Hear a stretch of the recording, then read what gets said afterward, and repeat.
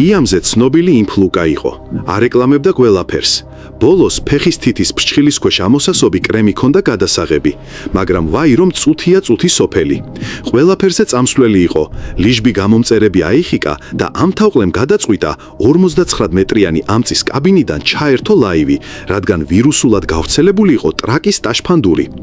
იმდენად იყო გადართული პირდაპირ ეთერში მატრაკვეცობაზე, რომ ამჩემის ძვლებში გადასაკეცმა შემთხვევით ბარიერი გადაწია, ამწე გადახარა და ამ ტრაკის ქნევის ოსტატმა წონასწორობა ვერ შეინარჩუნა და ამწიდან ჰოპლა და ბრახანი გაადინა.